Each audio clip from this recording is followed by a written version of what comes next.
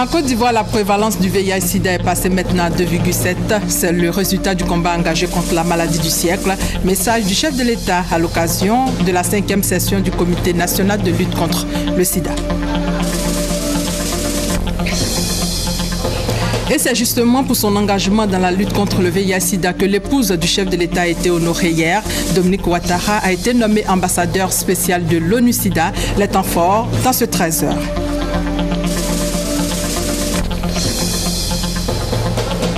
Et puis le PDCI en congrès extraordinaire le 28 février a annoncé hier Henri Konan Bédié au cours de la réunion du bureau politique.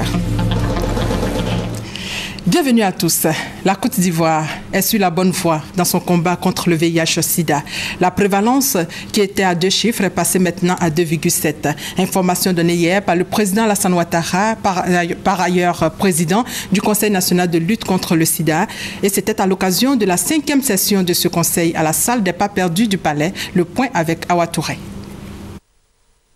La prévalence du VIH-Sida dans la population générale en Côte d'Ivoire est estimée à 2,7% selon une étude de l'ONU-Sida en 2013 contre 3,7% en 2012.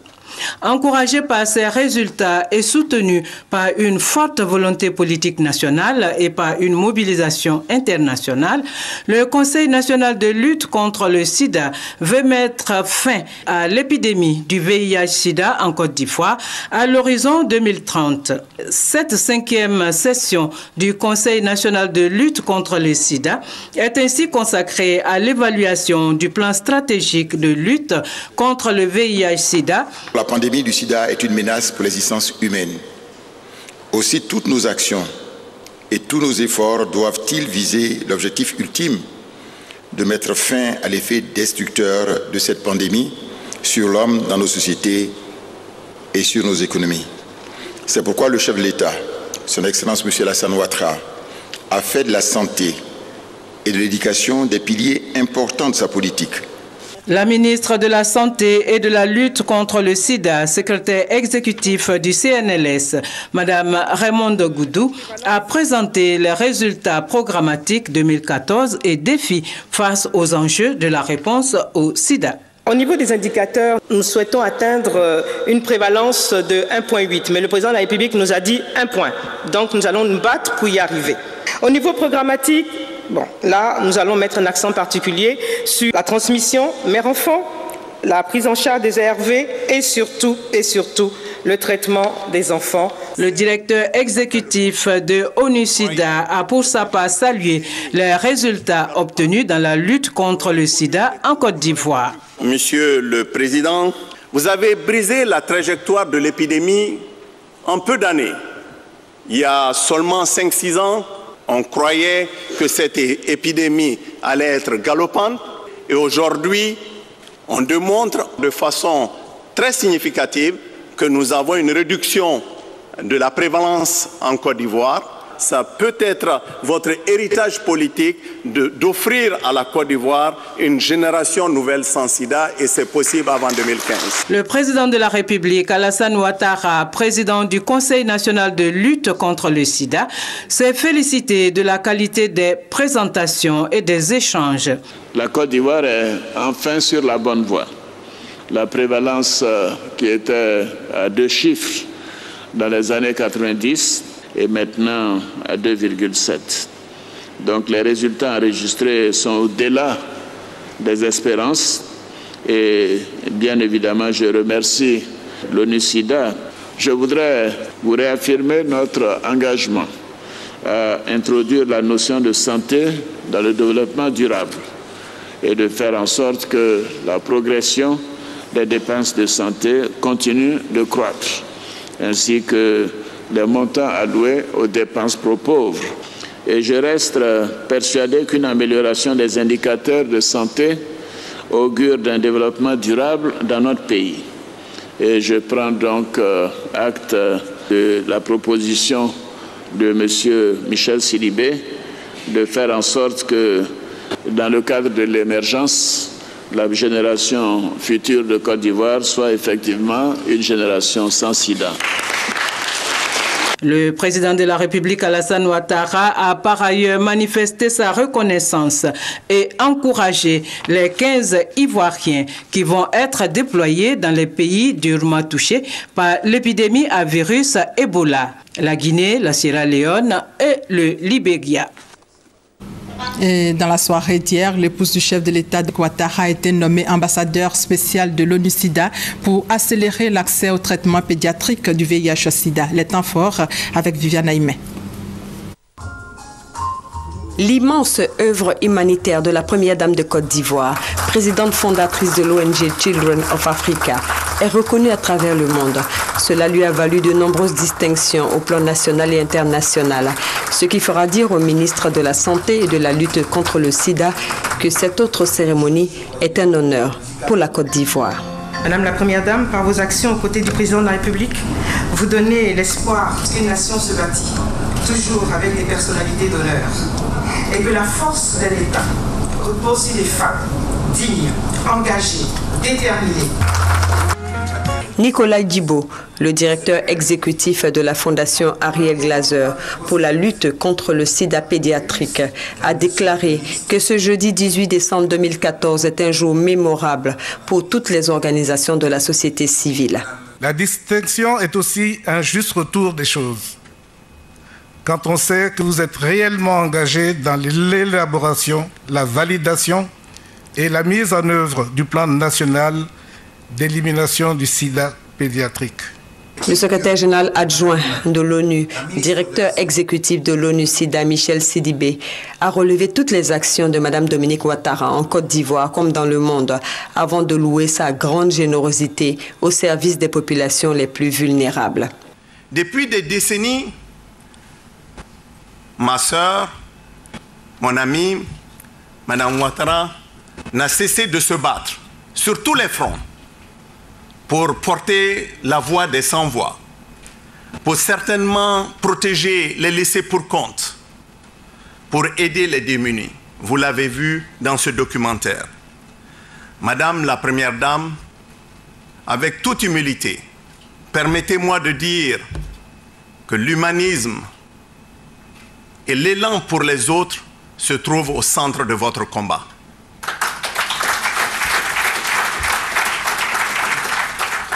Vous n'êtes pas de ceux qui aiment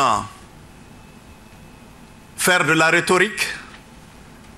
Vous êtes une personne pragmatique, une personne qui veut poser des actes concrets.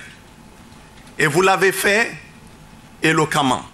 Un film retraçant la carrière professionnelle remarquable de la présidente fondatrice de Children of Africa a été projeté. Une carrière professionnelle brillante, débutée en 1979 et qui s'est transformée en action humanitaire d'envergure. Madame Dominique Ouattara a remercié l'Organisation des Nations Unies pour cet insigne honneur. Mais avant, elle a rendu un hommage à son époux, le président Alassane Ouattara. J'aimerais vous remercier sincèrement pour tous les hommages bienveillants qui m'ont été rendus tout au long de cette belle cérémonie. Je voudrais à mon tour saluer des personnalités qui m'ont soutenue et qui partagent ces valeurs d'amour et de solidarité auxquelles je crois.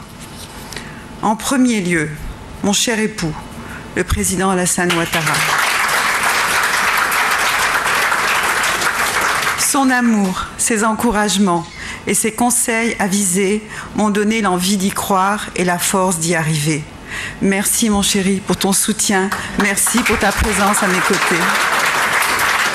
Monsieur le directeur exécutif de l'ONU-SIDA, chers frères, je mesure amplement la valeur de cette reconnaissance autant que la responsabilité qui en découle, et c'est avec grand plaisir que je l'accepte. Le choix porté sur ma personne pour cette distinction, en reconnaissance de mon action humanitaire et plus précisément en faveur du couple mère-enfant, m'honore grandement. Je voudrais vous en remercier du fond du cœur. Je voudrais également vous adresser toutes mes félicitations pour la lutte que vous menez d'arrache-pied contre le VIH-Sida. En effet, vous avez su imprimer avec brio votre dynamisme à l'institution que vous dirigez. Sous votre houlette, la lutte mondiale engagée contre le sida est en train de porter ses fruits, notamment grâce à une coalition à la dimension du fléau que vous formez en ralliant toutes les énergies favorables à la cause. En ce qui me concerne, mon engagement et mes actions ont retenu votre attention et je puis vous assurer, Monsieur le Directeur exécutif, que la distinction que l'ONU-SIDA m'attribue ce jour à travers votre personne sera un catalyseur de mon engagement pour l'élimination du VIH-SIDA. Distingués invités, mesdames et messieurs, toutes actions engagées contre la transmission mère-enfant du VIH-SIDA en Côte d'Ivoire, en Afrique ou dans le monde trouveront auprès de moi un écho favorable. C'est un combat auquel je me suis engagée et je m'y tiendrai jusqu'à ce que nous puissions offrir à nos enfants une enfance sans sida. Personne n'a été oublié dans les remerciements de la Première Dame de Côte d'Ivoire, nouvelle ambassadeur spéciale de l'ONU-SIDA pour la promotion du traitement pédiatrique du VIH, qui avait à ses côtés Mme Henriette Konan-Bédié, la présidente de l'ONG Servir. Reportage signé Abiba Dambélé-Savi. Il faut dire que depuis 1979, la Première Dame est engagée dans les actions humanitaires. Cette distinction est encore une reconnaissance pour son engagement au service du couple mère-enfant. Nous vous proposons quelques réactions. Je suis très enchanté. Je voudrais bien évidemment féliciter Dominique, lui dire que c'est bien mérité. Je considère qu'elle consacre beaucoup de temps à l'humanitaire et cette reconnaissance est le témoignage de son engagement. Et je voudrais donc me réjouir et dire que je ne suis pas surpris et je suis très heureux. Et félicitations aussi à Mme Bédié avec l'ONG Servir. Donc voilà, nous avons deux grandes dames qui font beaucoup pour les enfants de Côte d'Ivoire et de toute l'Afrique. Juste lui dire vraiment bravo pour tout ce qu'elle fait pour les enfants de Côte d'Ivoire. Je suis heureux d'avoir pris part à cette cérémonie qui marque la reconnaissance de l'ONU-SIDA, mais aussi des Ivoiriens à la Première Dame. Vous savez très bien qu'elle n'a pas attendu d'être Première Dame pour s'engager dans l'action humanitaire, pour s'engager dans le combat pour la défense de l'enfance. Et je pense que c'est à juste titre que cette distinction vient couronner, n'est-ce pas, donc un combat qu'elle a mené dans l'intérêt des enfants africains. Et je suis très heureux et même honoré d'être présent à cette cérémonie.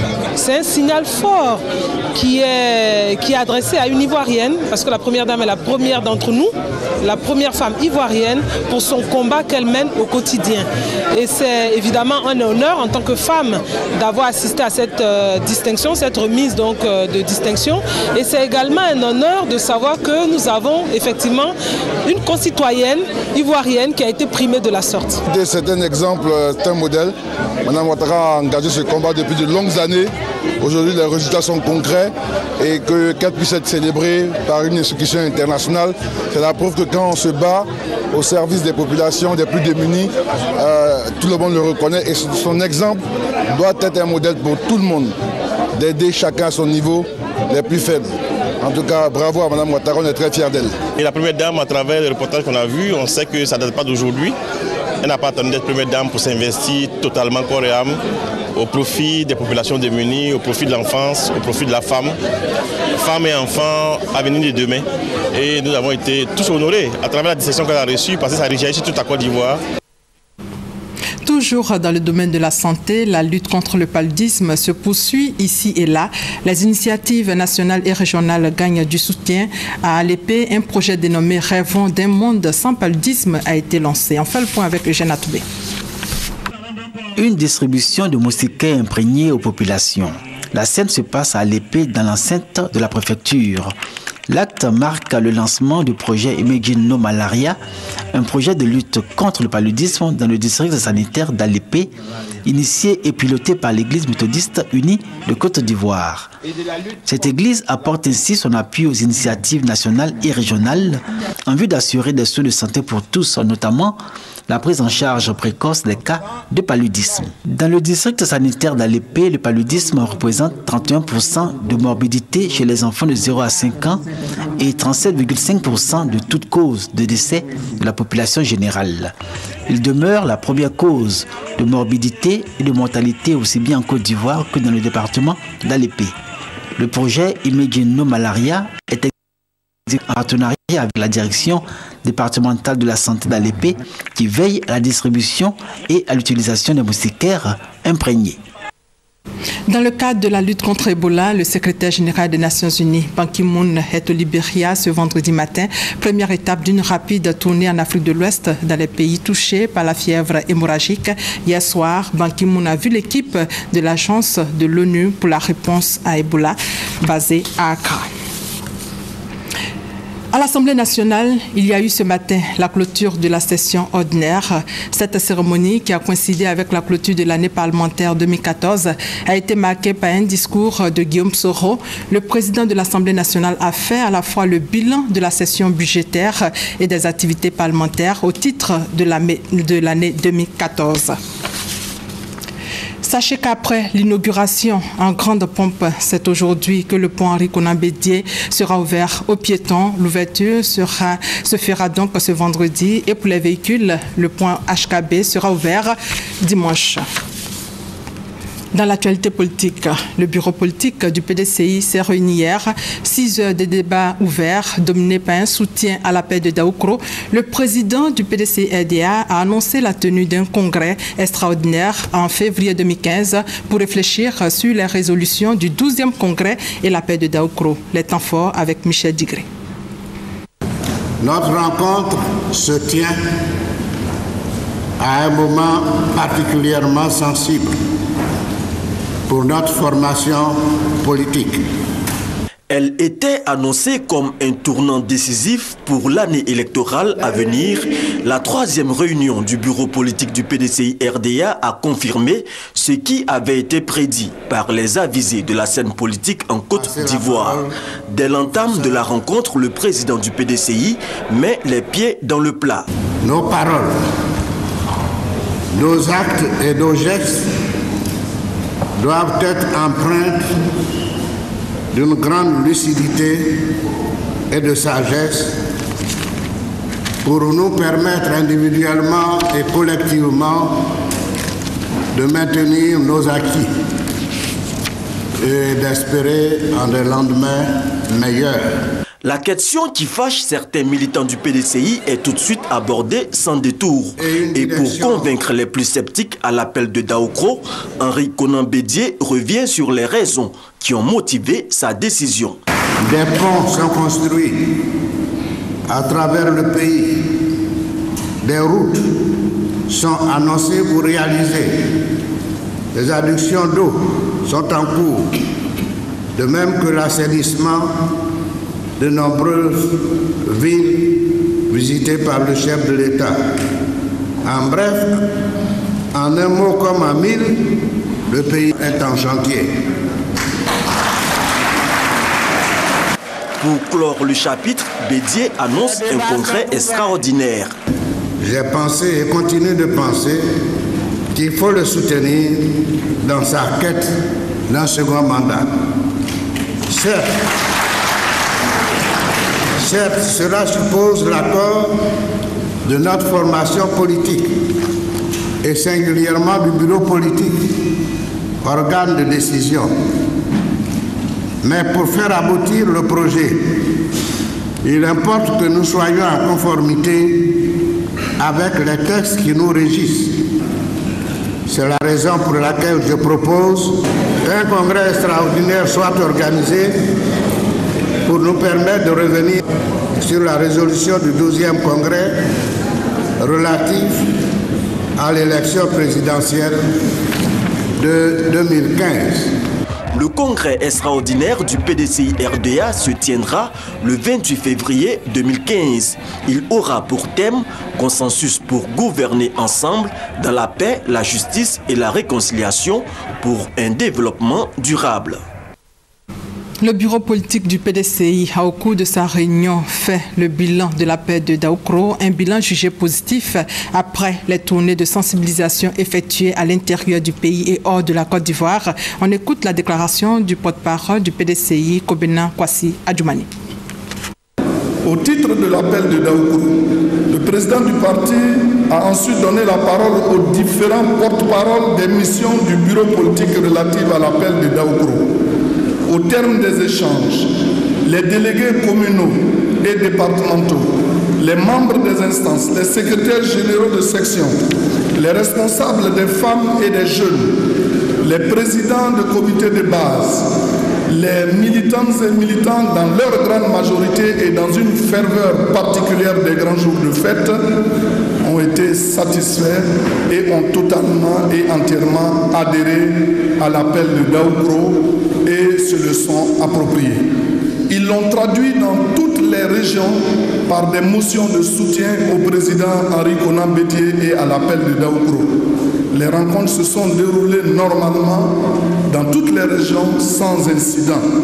L'on a pu noter le profond respect et l'estime des militants de base qui témoignent au président Bédié, le chef en qui ils ont placé leur confiance. Toutefois, des préoccupations ont été émises pour être portées à l'attention de la direction du parti, notamment l'effectivité de l'alternance dès l'an 2020. Et c'est finalement le 26 décembre que le verdict du recours de Pascal Affi-N'Guessan, président du FPI, sera connu. La justice a donc décidé de statuer le 26 décembre prochain sur les dossiers de l'ex-chef de l'État Laurent Gbagbo pour apprécier la validité de sa candidature à l'élection à la présidence du Front populaire ivoirien. Le comité de gestion locale du parc national de la Comoé a tenu récemment à Dabakala sa 3e session ordinaire de l'année. Cette rencontre a dressé le bilan de la lutte contre l'orpaillage clandestin dans le parc national de la Comoé. On fait le point avec Mamadou Kwasi. 31 détecteurs de métaux saisis et 62 individus interpellés. C'est le bilan de la traque des orpailleurs clandestins menée ces 10 derniers mois par le comité de gestion locale du parc national de la Comoé. Conformément à une décision de justice, les objets saisis ont été incinérés. Contre les auteurs de cette activité illicite, des peines d'emprisonnement allant de 6 à 8 mois ont été prononcées. Le directeur de la zone nord-est de l'Office ivoirien des parcs et réserves EIPR, le commandant Yao Roger Kokou, a présenté une analyse de cette pratique. Pour y faire face, il suggère l'intensification des campagnes de sensibilisation, le renforcement des patrouilles motorisées et la réhabilitation de postes fixes autour du parc. En sa qualité de président du comité de gestion locale, le préfet de région du Boukani, Thio Fosier, a dit soutenir les actions visant à préserver le parc national de la Comoé. L'enjeu est d'assurer le maintien de la diversité biologique et le processus écologique, notamment dans le cadre de la lutte contre le changement climatique au niveau national, voire sous-régional. Le conseil municipal de Touba fait le point de ses réalisations. C'était au cours de la 4e session du dit conseil. L'adoption du budget primitif 2015 pour la réalisation du grand chantier était au centre de la rencontre. Commentaire, Honorina Ngori. Touba en chantier. Ainsi en a décidé le conseil municipal de cette localité au cours de sa 4e session de l'année 2014. Ici et là, des travaux, la réhabilitation du marché, le curage des caniveaux et l'assainissement des voiries. Ces travaux sont réalisés sur le budget adopté à l'unanimité. Ils s'équilibrent en dépenses totales d'une valeur d'environ 141 millions de francs CFA. Autre fait à relever au cours de cette session, c'est le renouvellement de la municipalité dont le premier adjoint au maire, Mamadou Bamba, décédé, a été remplacé par le 2e adjoint, Adama Doumbia. C'était en présence des autorités préfectorales et des associations des différentes couches sociales de la localité. Le Centre d'études financières économiques a 50 ans. La célébration de ces 50 années d'existence a été marquée par une exposition à l'Institut français de Côte d'Ivoire. Jean-Louis Gbangbo et Francis Boifo. Ils sont 350, les cadres qui ont été formés au CEFEB, Centre d'études financières, économiques et bancaires. À la faveur de la célébration des 50 ans de cette institution, ces anciens diplômés et stagiaires de l'Université d'entreprise de l'Agence française de développement AFD se sont retrouvés pour faire le bilan sur le renforcement des capacités des cadres. Au regard des conditions drastiques de recrutement la Côte d'Ivoire peut être fière de ses performances au CFEP. Les hommes et les femmes ayant bénéficié de cette formation se retrouvent dans les centres névralgiques de décision qui engagent le devenir de ce pays. La célébration des 50 ans du CFEP a été marquée par une exposition. Il a été aussi question du développement des pays par les cadres. On a vraiment, avec 18 000 stagiaires en 50 ans, vous imaginez, ça représente vraiment une force de relation, une force de conseil, et particulièrement sur le continent africain. Pour relever le défi de l'émergence à l'horizon 2020, la Côte d'Ivoire compte sur l'expertise du CFEP. Il s'agit d'un centre d'excellence qui pourrait accompagner utilement la Côte d'Ivoire dans son dynamisme de croissance à travers la formation et le renforcement des capacités de cadres ivoiriens. Kabaniale souhaite une participation plus importante de ces cadres aux formations et séminaires organisés par le Centre d'études financières, économiques et bancaires. Le système LMD et l'employabilité, mythe ou réalité, ce thème était au centre de la 5e édition du Salon de l'enseignement supérieur de Côte d'Ivoire. Il s'agit pour les initiateurs de mettre en place un cursus de formation souple, efficace et diversifié, offrant à l'apprenant une possibilité d'insertion professionnelle. Connais Pagasso. Marie est étudiante à l'université Félix Houphouët-Boigny de Cocody. En licence 3 à l'UFR, Management des organisations, elle espère obtenir un emploi après ses études avec le nouveau système licence master doctorat LMD. Il y a des entreprises qui nous ont promis, nous ont dit que c'est la meilleure formation par rapport aux grandes écoles qui ne pratiquent pas ce système. Donc, on croit à ce système. En vue de montrer à l'ensemble de la communauté universitaire que le système LMD favorise l'employabilité des apprenants, un salon de l'enseignement supérieur sur le dit système est initié. Pour le ministre Nyamia Konan, la question de l'emploi doit être au cœur de l'enseignement.